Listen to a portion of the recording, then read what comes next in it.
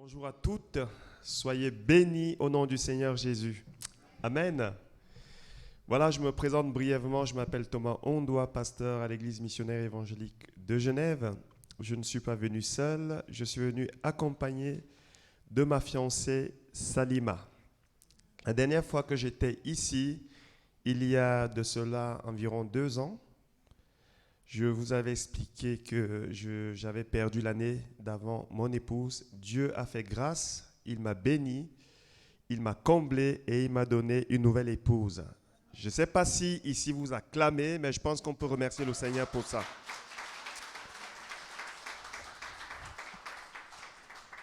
Bon, je vais juste m'installer ici.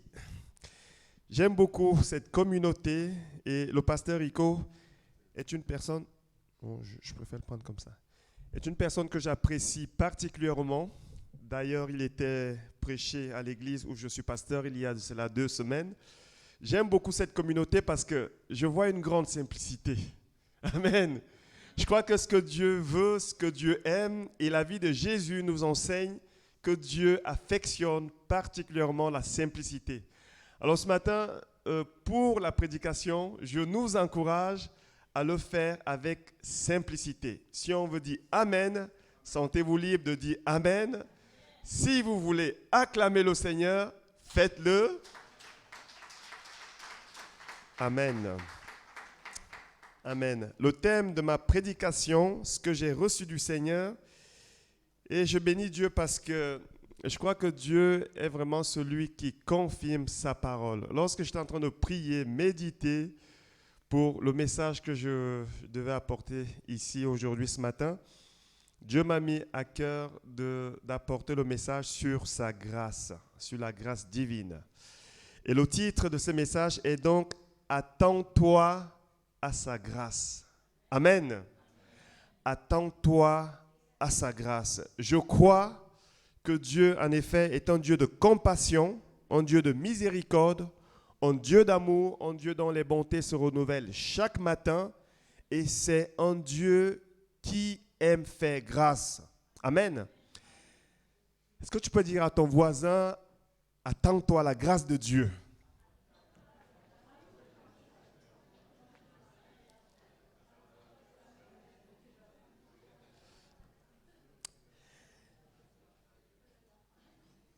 Je crois que la grâce de Dieu, on a tellement parlé de la grâce qu'au final, on se pose la question, qu'est-ce que c'est que la grâce? Vous savez, lorsqu'on parle souvent de quelque chose, cette chose finit par perdre un petit peu de son impact, de sa valeur.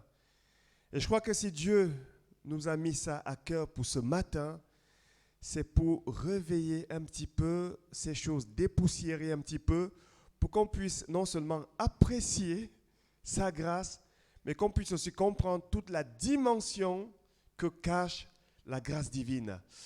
Mais j'aimerais prier ce matin et je vous demande de prier avec moi juste un petit instant, que Dieu permette que cette parole ne soit pas juste une parole qui est donnée, comme on a souvent entendu, une parole, elle vient, elle entre là, elle sort de l'autre côté, mais que nous puissions, comme Marie, repasser cette parole plus tard dans nos cœurs, que cette parole crée en nous la foi, qu'elle vienne encore nous éclairer, que cette parole nous fasse du bien. C'est lui qui est capable de le faire. Moi, je suis là simplement pour être le micro dans sa main. Amen. Prions. Seigneur, nous voulons te remercier et te rendre grâce de ce que ce matin, tu permets que nous puissions encore recevoir ta parole. Nous savons que tu soutiens toutes choses par elle et elle est au commencement de toutes choses. Seigneur, permets que cette parole qui sortira de toi et qui est transmise à travers la petite personne que je suis, qu'elle apporte l'éclairage, qu'elle apporte, qu'elle soit une lumière, qu'elle apporte la consolation, qu'elle apporte aussi la foi, qu'elle soit esprit et vie, et que surtout, Seigneur, qu'elle ne retourne pas à toi sans effet. Seigneur, étends ta main ce matin et permets que cette parole soit accompagnée par un signe, par des prodiges qui la confirment également, car nous savons que tu es ce Dieu-là aussi, qui non seulement dit, mais qui fait également. Seigneur, bénis cette assemblée ce matin et que toute la dimension de ta grâce vienne recouvrir chacun de nous ce matin, au nom de Jésus. Amen. Amen. Lorsque nous parlons de la grâce divine, nous parlons bien sûr de cette faveur imméritée. Une bénédiction que nous recevons de Dieu sans que nous l'ayons méritée. Et même si c'est vrai que pour la plupart d'entre nous, nous faisons beaucoup d'efforts pour être agréables à Dieu, ce qui est bien et ce qui réjouit le cœur du Père, je pense quand même que tout ce que nous recevons de Dieu, nous le recevons par et à cause de sa grâce. Amen. À cause de sa grâce. Si vous êtes là ce matin, et même si vous avez fait des efforts, ce n'était pas facile, au réveil, on a dû se motiver, un dimanche de plus, je vais adorer Dieu, même si vous avez fait beaucoup d'efforts, si vous êtes là ce matin, c'est par la grâce de Dieu. Amen. Rien que le souffle de vie que nous avons aujourd'hui vient de la grâce de Dieu, parce qu'il appartient à Dieu. Si nous nous réveillons chaque matin pour aller travailler, si on a un emploi, aussi difficile soit-il, c'est quand même la grâce de Dieu. Alléluia. Tout est grâce. Dieu aime nous faire grâce. Et c'est des faveurs que nous ne méritons pas. Il nous donne parce qu'il est bon, parce qu'il est miséricordieux et parce qu'il se plaît à le faire. J'aimerais qu'on aille premièrement dans le livre de Exode. Je crois que Christian avait déjà donné la première partie de ce que je vais lire, alors ça va me faciliter la prédication. C'est lorsque Moïse va demander à Dieu de lui montrer sa gloire. Il va lui demander. Moïse était un homme, vraiment un modèle en son temps et encore aujourd'hui, on s'appuie sur ses écrits. Je crois que c'était vraiment quelqu'un qui était audacieux. Quelqu'un qui savait chercher Dieu, quelqu'un qui savait s'approcher de Dieu, qui avait les bons arguments. Parce que devant Dieu, il s'agit aussi d'avoir de bons arguments. Nous allons le voir dans cette prédication. Et là, tout d'un coup, Moïse, il dit à Dieu, c'est dans le livre de Exode 33, verset 19. Avant cela, il dit à Dieu, montre-moi ta gloire. Je veux voir ta gloire. Dieu, mais non, un homme ne peut pas voir ma gloire. Si tu vois ma gloire, tu vas mourir. Parce que je crois que l'éclat de Dieu, sa magnificence, est tel qu'un homme, en ce temps-là, ne pouvait pas s'approcher de Dieu et ne pas mourir. Vous savez, le sang de Jésus n'avait pas encore coulé. L'œuvre de la croix n'avait pas encore été accomplie. L'homme ne pouvait pas encore être, les péchés de l'homme ne pouvaient pas encore être effacés. Et donc, tout cela faisait qu'on ne pouvait pas, en ce temps-là, s'approcher de Dieu, comme nous, aujourd'hui, nous pouvons le faire, en esprit, bien sûr. On ne pouvait pas s'approcher de Dieu et rester en vie. Mais Moïse, quand même, va demander à Dieu, j'ai envie de voir ta gloire. Et j'aime bien la réponse que Dieu va donner à Moïse. Exode 33, 19. L'Éternel répondit, bien sûr à Moïse, je ferai passer devant toi toute ma bonté et je proclamerai devant toi le nom de l'Éternel. Je fais grâce à qui je fais grâce et miséricorde à qui je fais miséricorde. Est-ce que c'est la même version que nous avons là? Ok. Et Dieu lui répondit, c'est ma bonté tout entière que je veux te montrer. Et je proclamerai devant toi qui je suis. Je ferai grâce à qui je veux faire grâce et j'aurai pitié de qui je veux avoir pitié. Moïse demande à voir la gloire de Dieu et Dieu lui dit, je ne vais pas seulement le faire, mais c'est toute ma bonté que je veux te montrer. Vous savez, Dieu est un Dieu qui aime faire au-delà de tout ce que nous demandons ou pensons. Il est celui qui veut nous montrer son amour dans une dimension que nous n'imaginons même pas. C'est son caractère, c'est sa nature, il est comme ça, il est bon. Et il dira à Moïse, ce que je veux te montrer, c'est toute ma bonté. Cependant, il va souligner quelque chose qui va qui ne va pas tomber dans l'oreille d'un sourd. Je ferai grâce à qui je veux faire grâce. En d'autres mots, c'est à cause de ma grâce que je vais le faire. Moïse, c'était un homme courageux, c'était un homme qui avait accepté de porter cette charge. Vous savez, le peuple au désert, ce n'était pas facile. C'était pas facile, c'est comme vous et moi aujourd'hui, quelquefois, on n'est pas facile. Je le dis aussi en tant que pasteur, c'est pas toujours facile. C'était vraiment un homme bon, Moïse. Cependant, Dieu lui dit, c'est pas à cause de ça que je vais le faire à cause de ma grâce, parce que je fais grâce à qui je veux faire grâce. Je décide de le faire. Et Dieu va trouver un moyen de montrer quand même à Moïse sa gloire de dos pour que Moïse ne meure pas. Et bien sûr, on connaît la suite de l'histoire. Moïse, lorsqu'il va descendre, il sera rempli, couvert, et il va rayonner de la gloire de Dieu. Mais nous voyons que Moïse, qui a entendu ça, plus tard, même la manière dont il va s'approcher de Dieu et la manière dont il va intercéder va changer. Va changer.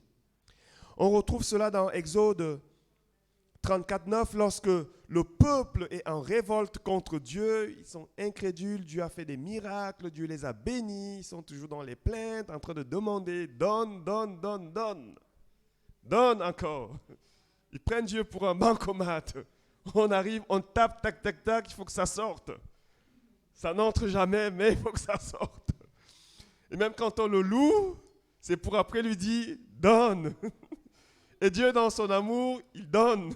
Il dit, ok, je sais que tu es venu me louer, tu as crié Alléluia très fort, mais parce que tu veux la bénédiction, ok, je te donne. Parce qu'il est comme ça, c'est sa nature.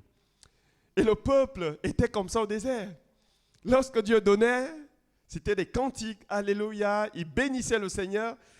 Et lorsque Dieu, pour les éprouver et voir qu'est-ce qui était dans leur cœur, va un petit peu fermer la porte, ils se plaignaient. Ils se plaignaient au point où ils se tournaient vers Moïse et ils voulaient même en découdre avec lui. Pauvre Moïse. Et là, Dieu, il s'est mis en colère. Vous savez, la Bible dit que Dieu est lent à la colère. Et le mot lent à la colère veut dire qu'un jour, il peut se mettre en colère. Et Dieu va dire, ok, ce peuple-là, c'est bon. Je vais les exterminer. Je vais les exterminer parce qu'il n'y a rien à faire avec eux. Et là, Moïse va intercéder. Un homme bon qui va intercéder et qui va se tenir devant Dieu, un type de Jésus, une préfiguration de Jésus qui se tient devant son Père en faveur des autres. C'est ce que Jésus a fait. Pardonne-leur, ils ne savent pas ce qu'ils font. Et Moïse va aller intercéder en faveur de ce peuple qui était ignorant. Mais il va apporter un argument devant Dieu. C'est dans Exode 34:9. Il dit, Seigneur, si j'ai trouvé grâce à tes yeux, c'est toi qui as dit, je fais grâce à qui je fais grâce. Si j'ai trouvé grâce à tes yeux, que le Seigneur marche au milieu de nous, car c'est un peuple au cou raide. Seigneur, ils sont comme ça. Ils sont comme ça. Pardonne nos iniquités et nos péchés et prends-nous pour ta possession. J'aime bien cet argument de Moïse qui va se devenir solidaire, il va se solidariser, s'assimiler au peuple. Pardonne-nous. Ce n'est pas comme certaines personnes, comme ce pharisien dans le temple. Je te remercie de ce que moi je suis bon et lui là, c'est un pécheur. Moi je paye ma dîme mais pas lui. Non, Moïse, il va être solidaire au peuple, il va s'assimiler au peuple, il va intercéder. Cependant, il va souligner quelque chose qui va toucher le cœur de Dieu. Si j'ai trouvé grâce à tes yeux, Seigneur, pardonne. Et Dieu qui entend ça, va dire, ok, Moïse, tu as compris. Lorsque tu t'approches de moi et que tu me demandes de faire grâce, ça veut dire que tu ne le mérites pas, le peuple ne le mérite pas, mais tu me demandes de le faire à cause de ma grâce, alors je vais le faire. Il avait su, cet homme avait su toucher le cœur de Dieu, il avait su atteindre le cœur de Dieu et Dieu va faire grâce. Et nous voyons que dans toute l'histoire de la Bible, il y a deux manières dont Dieu a toujours béni ses enfants, son peuple. Deux façons dont Dieu bénit. Il bénit parce qu'on est pieux, on est obéissant, on est fidèle, et Dieu va récompenser cette fidélité. Amen. Oui, Dieu bénit aussi parce qu'on fait de bonnes œuvres. La Bible dit qu'il n'est pas ingrat pour oublier le bien qu'on fait. Dieu rémunère. Vous connaissez cette histoire de ce centenier qui, donc, les disciples de Jésus vont aller plaider, intercéder en sa faveur en disant, il mérite que tu lui fasses du bien. Il nous a construit une synagogue. Ils vont apporter des arguments et Dieu va bénir. Corneille, c'était un homme pieux. Il était romain, mais il craignait Dieu, c'est ce que la Bible dit. Et lorsqu'on craint Dieu, lorsqu'on est fidèle, lorsqu'on sert Dieu, malgré tout, Dieu aime ça. C'est aussi un acte de foi et Dieu récompensera toujours la foi. Il bénit par ce canal-là. Mais nous voyons également qu'il y a une autre bénédiction que Dieu accorde, une autre forme de bénédiction que Dieu accorde aux gens. Et parfois on se dit, mais Seigneur, qu'est-ce qui se passe? Je suis là, je te sers, un peu comme cette histoire du fils prodigue et le grand frère et le petit frère. Je te sers, je fais ça, je fais ça. Lui, là, il vient et tu le bénis, tu le couvres de grâce, tu lui donnes tout. Ce type de bénédiction-là, c'est un type de bénédiction qui vient de la grâce divine. Et les deux, nous voyons cela dans la Bible. Dans Luc chapitre 1, à partir du verset 12 au verset 17, nous allons le lire. Et ensuite, nous allons lire Luc, toujours chapitre 1, versets 26 et 33, pour voir ces deux types de bénédictions. Et ensuite, les comparer. Et ensuite, on verra comment est-ce que nous pouvons obtenir la grâce de Dieu.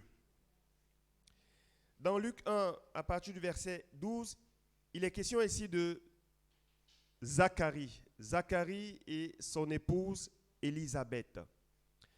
La Bible nous dit, avant d'arriver à ce verset, que c'était des gens pieux. C'était des gens qui honoraient Dieu par leur attitude. Ils respectaient scrupuleusement tous les commandements de Dieu.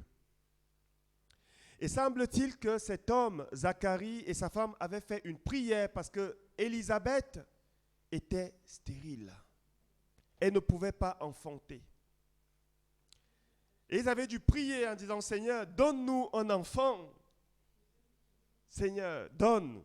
C'était à l'époque de la loi parce que lorsqu'on parle, lorsque ce texte, enfin si on se situe dans le contexte de ce texte, c'est encore à l'époque où Jésus n'est pas encore né. Il y a une différence entre avant Jésus, pendant Jésus et après Jésus. Et là, on est avant Jésus. Donc, on est encore à l'époque de la loi où il fallait mériter les choses. Et je ne sais pas quel argument ils ont apporté à Dieu, mais ils ont dit à Dieu, Seigneur, donne-nous un enfant. Et le temps a passé. Ils sont devenus un peu plus âgés. Élisabeth, semble-t-il, selon ce qu'on va lire, est déjà à un âge où elle ne peut plus avoir d'enfants.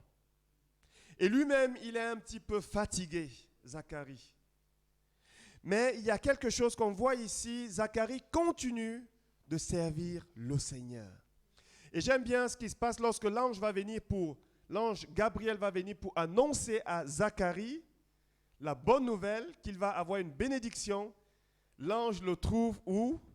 Au temple, en train de servir. C'est pas vous imaginez, vous êtes là en train de faire votre service et tout d'un coup, je suis Gabriel, l'annonceur de bonnes nouvelles. Je viens t'annoncer quelque chose. Tu auras une bénédiction.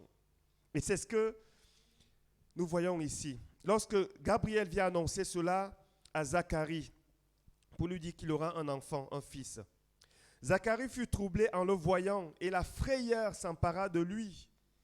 Mais l'ange lui dit, ne crains point Zacharie, car ta prière a été exaucée.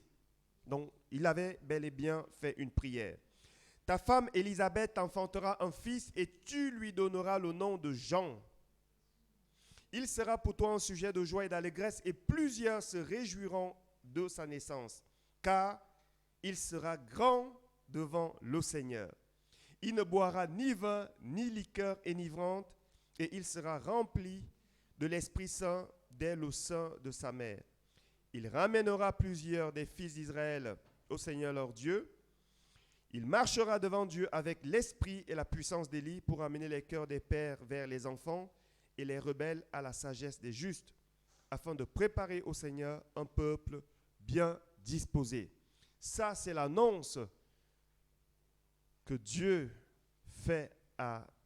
envoie à Zacharie au travers de Gabriel. Gabriel, un ange qui voit la face de Dieu. Tous les anges ne voient pas la face de Dieu. Il y a même certains qui se cachent. Là, Dieu envoie un ange qui voit sa face, qui entend directement ses paroles pour venir honorer cet homme, Zacharie. Il lui dit que cet enfant sera grand devant le Seigneur. Il ne va pas boire. Il ne va pas boire, ce qui est quand même une bonne nouvelle aujourd'hui avec la génération actuelle. Dieu te dit non seulement je t'exauce, mais en plus cet enfant ne sera pas comme tous les autres enfants. Il ne va pas toucher à ces choses-là, il ne va pas boire, ça sera quelqu'un de correct, d'intègre. Il aura en lui l'esprit et la puissance d'Élie. Je ne sais pas si vous vous rendez compte de ce que ça signifie. La puissance d'Élie.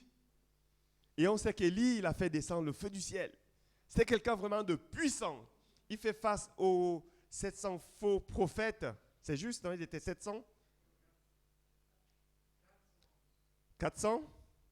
Il y avait 400 de Baal et 300 de Astarté. Donc 700, on est d'accord. Et il fait face, lui seul, un homme comme ça. Et on voit que c'est la même attitude que Jean-Baptiste aura. Race de vipères. Et puis les gens, ils sont en rang et ils disent, ok, c'est bon, baptise-nous quand même. C'était vraiment quelqu'un qui était d'une une très grande carrure spirituelle. Et l'ange Gabriel vient dire à Zacharie que c'est cet enfant-là que Dieu va te donner. C'est une bénédiction et une grâce. Cependant, nous voyons qu'elle vient aussi à la lumière de la parole de Dieu, à cause de la fidélité et de ce qui est dit déjà au verset d'avant et de ce qui concerne Zacharie.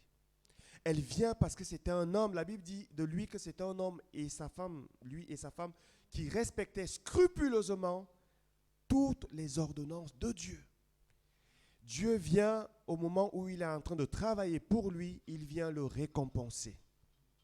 C'est une bénédiction, premier type de bénédiction, qui vient à cause de la piété, la persévérance, l'intégrité de cet homme et sa femme avec. Et nous voyons qu'il y a également dans le même chapitre un autre type, le deuxième type de bénédiction qui vient simplement à cause de la grâce. J'aimerais qu'on lise à partir du verset Luc 1, à partir du verset 26 au verset 33. Au 6e mois, donc on est ici 6 mois plus tard, l'ange Gabriel fut envoyé par Dieu dans une ville de Galilée appelée Nazareth, auprès d'une vierge fiancée à un homme de la maison de David nommé Joseph. Le nom de la vierge était Marie. L'ange entra chez elle et dit, « Je te salue, toi à qui une grâce a été faite. » On est ici dans une situation où, je fais une pause, on est dans une situation où on a une femme qui est jeune, qui, semble-t-il, n'a pas encore beaucoup d'expérience. On ne sait même pas si elle a déjà fait quelque chose pour Dieu. elle est vierge. Elle n'a rien demandé, contrairement à Zacharie et Élisabeth. Je ne pense pas que Marie a prié un jour en disant « Seigneur, je veux enfanter ton fils ». On est d'accord? On a dit on est dans la simplicité. Donc raisonnons simplement. On pense qu'elle n'avait pas prié. Elle ne s'attendait à rien et là, ça lui tombe dessus. Je te salue, Marie, toi à qui une grâce a été faite. Le même ange qui était allé chez Zacharie vient ici et il va avoir un autre langage. Il dit à Zacharie, ta prière a été exaucée. Et il dit à Marie, une grâce t'a été faite. Mes amis, je crois que dans la Bible, chaque mot a un sens. Je crois que Dieu, lorsqu'il sort une parole, un mot, ça a un sens. Ça a un sens. Et Gabriel ici apporte les paroles de Dieu. Je te salue, toi à qui une grâce a été faite. Le Seigneur est avec toi. Troublée par cette parole, Marie se demandait ce que pouvait signifier une telle salutation. L'ange lui dit, ne crains point, Marie, car tu as trouvé grâce devant Dieu. Donc il répète ici le mot grâce. Tu as trouvé grâce devant Dieu. Et nous savons que la grâce est une faveur imméritée. Quelque chose que Dieu donne, simplement parce qu'il a décidé de faire du bien. Toi à qui tu as trouvé grâce devant Dieu. Et voici, tu deviendras enceinte et tu enfanteras un fils et tu lui donneras le nom de Jésus.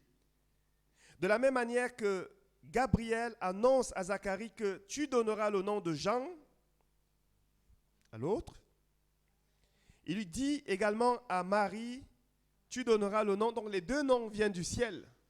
C'est Dieu lui-même qui donne les noms. Première chose similaire. La première chose similaire, les deux sont des cousines, sont de la même tribu, reçoivent la nouvelle du même ange.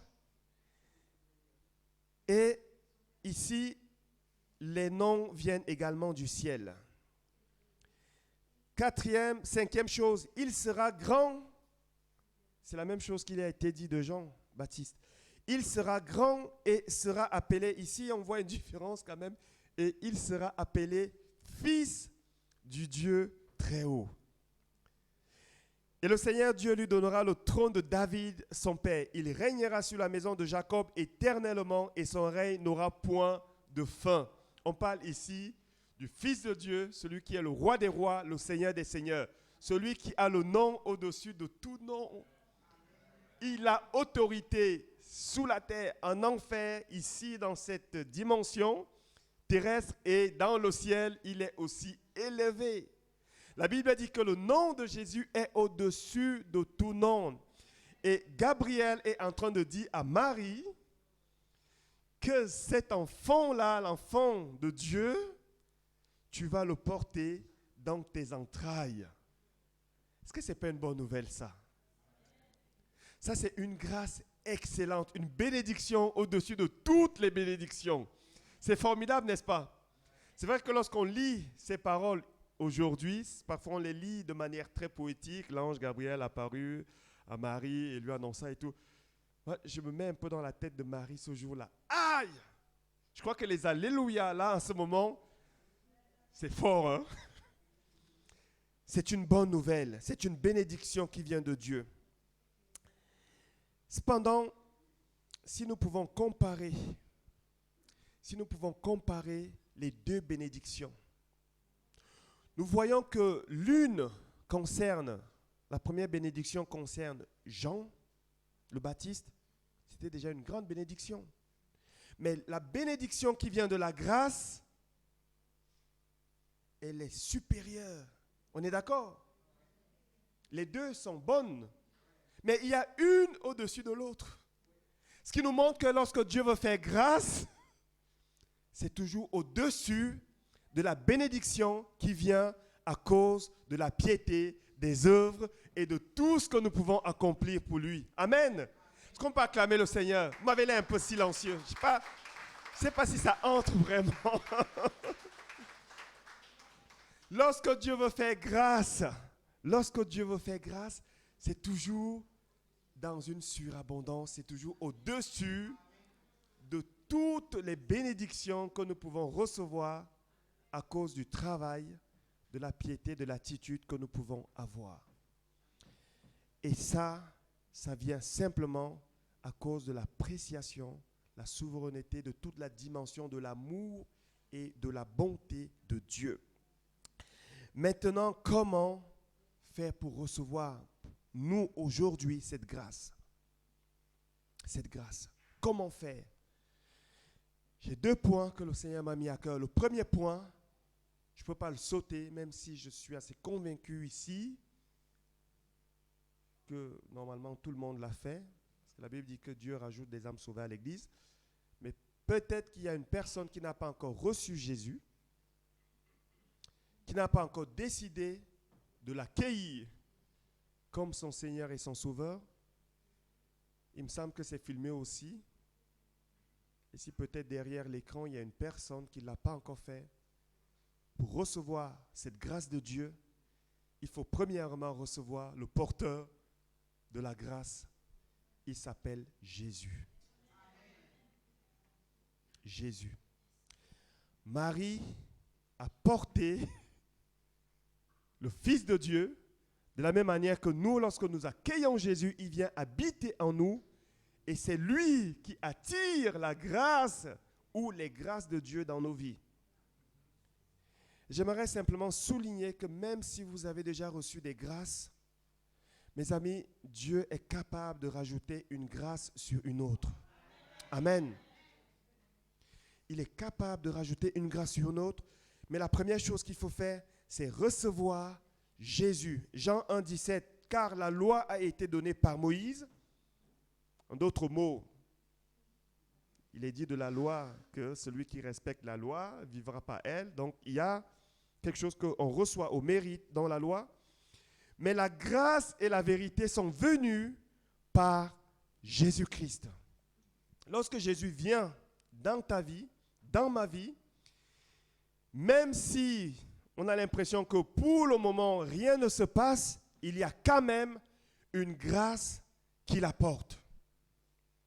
Lorsqu'on invite Jésus, il vient et il vient toujours avec une grâce. Vous savez, lorsque aux noces de Cana, ils ont invité Jésus. Si ça se trouve, ils ont juste invité Marie et Jésus, son fils, comme tous les autres invités. Mais ce qu'ils ne savaient pas, c'est qu'ils avaient invité celui qui, lorsque le vin allait finir, il allait créer le vin parce que Jésus, il est aussi le créateur. Même lorsque ça n'existe pas, il crée. Même lorsque c'est mort, il redonne la vie. C'est ce Jésus-là que nous accueillons aussi aujourd'hui. Première chose, simplement l'accueillir. Lui dit, Seigneur, je te reçois comme mon Seigneur et mon Sauveur. Viens habiter en moi. Deuxième chose, et dernière chose, j'ai presque terminé pour recevoir cette grâce de Dieu. C'est l'attitude que nous allons avoir devant Dieu.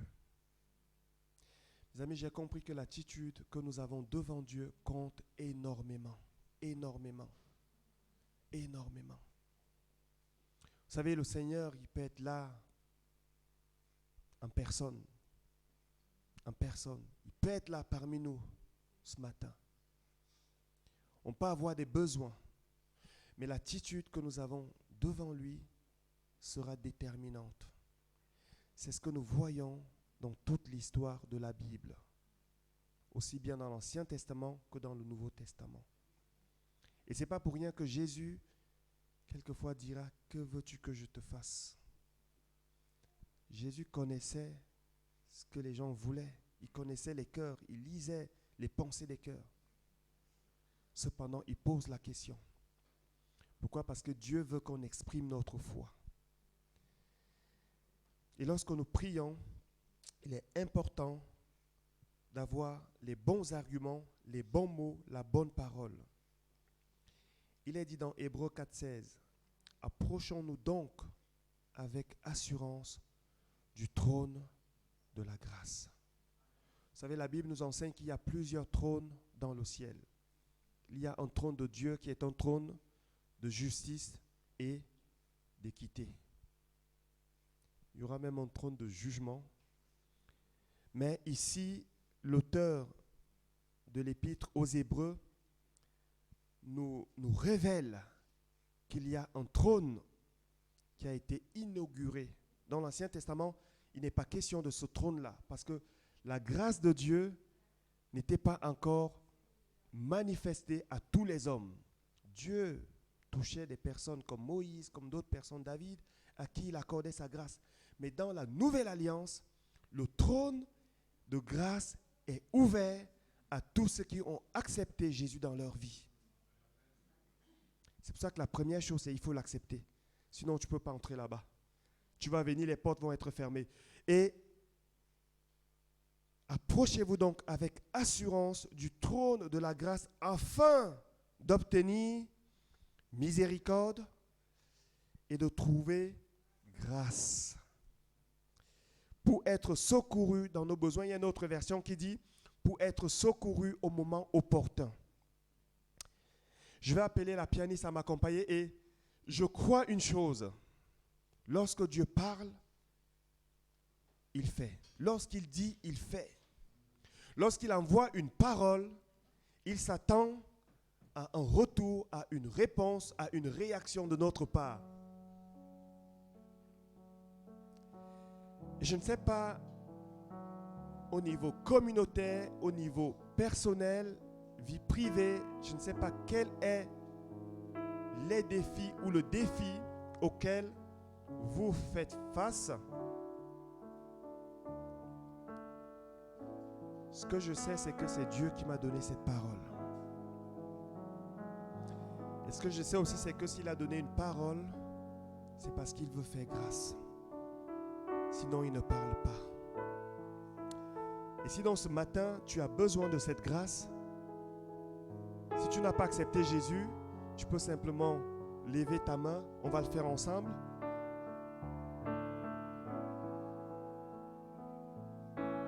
Ok, c'est ce que je pensais bien, tout le monde l'a fait. Si tu as un besoin dans lequel tu veux que la grâce de Dieu se manifeste, lève-toi, on va prier. On va demander à Dieu d'accorder sa grâce.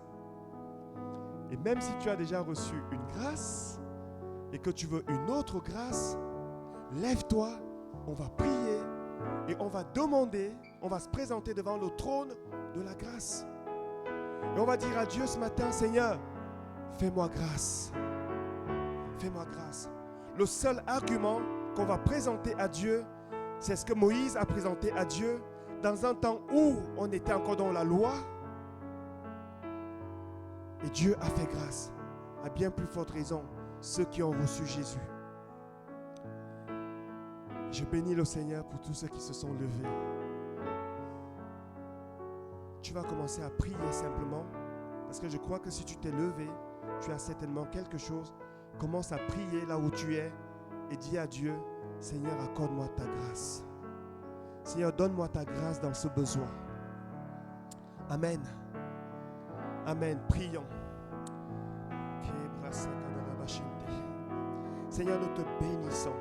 Je te remercie, Seigneur, je te loue de ce que tu es le Dieu qui dit et la chose arrive.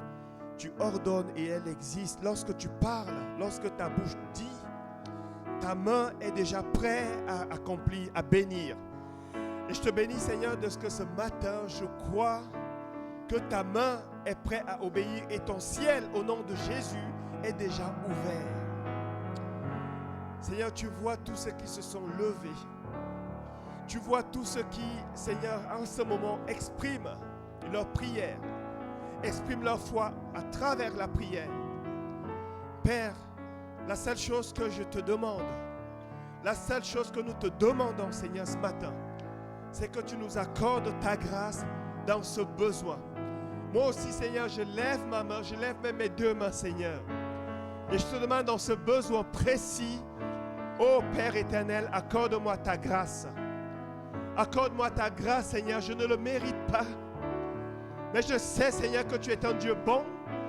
Tu es un Dieu de miséricorde. Tu es un Dieu d'amour. Tu es un Dieu qui se plaît à faire grâce. Alors, Seigneur, s'il te plaît, fais-moi grâce. Fais-nous grâce ce matin. Nous sommes sincères dans notre prière, dans notre supplication. Et ta parole nous dit que tu es près de ceux qui t'invoquent et de ceux qui t'invoquent d'un cœur sincère. Et tu fais grâce à ceux qui sont humbles. Seigneur, nous savons que ce n'est pas à cause de notre attitude que tu donnes, mais c'est à cause de ta grâce et de ta miséricorde. Nous te le demandons, Père, avec supplication. Nous te le demandons devant le trône de la grâce. Nous te le demandons au nom de Jésus-Christ. Et nous te remercions, Père, parce que nous savons que tu as déjà exaucé. Nous croyons, Seigneur, que nous aurons des témoignages qui vont, Seigneur, encore glorifier ton son nom, qui vont encore exprimer à quel point tu es bon, à quel point tu es Dieu. Que toute la gloire te revienne au nom de Jésus. Amen. Amen. Amen. Est-ce qu'on peut acclamer le Seigneur? Alléluia. Alléluia. Je vais passer le micro, mais j'aimerais juste encore inviter. Salima, tu peux venir? Dieu est un Dieu qui fait grâce. Amen. Et c'est la grâce de Dieu. Salima. Alléluia. Je suis passé par des temps terribles pour ceux qui le savent. C'était terrible. Mais après cela, j'ai compris que Dieu est capable de faire grâce. Je me suis appuyé sur ça. Et ça sera peut-être le thème d'une autre prédication. J'ai été béni au-delà de tout ce que j'aurais pu imaginer, penser, croire. J'étais endetté, on avait pris un crédit, on était à 70 000 francs. À l'époque, madame avait perdu le travail, je n'arrivais plus à rembourser, dette et tout. Dieu a effacé. J'étais à l'attente d'un passeport suisse. Dieu a donné. Le véhicule, Dieu a donné. Les enfants à l'école, Dieu a béni. Ils n'ont jamais eu d'aussi belles notes. Il a fait au-delà et il a couronné cela par mon épouse Salima. Et dans 2 semaines, on se marie. Et ça, je ne le mérite pas, c'est la grâce de Dieu. Que le Seigneur vous bénisse. Gardez la grâce de Dieu. Amen. Soyez bénis.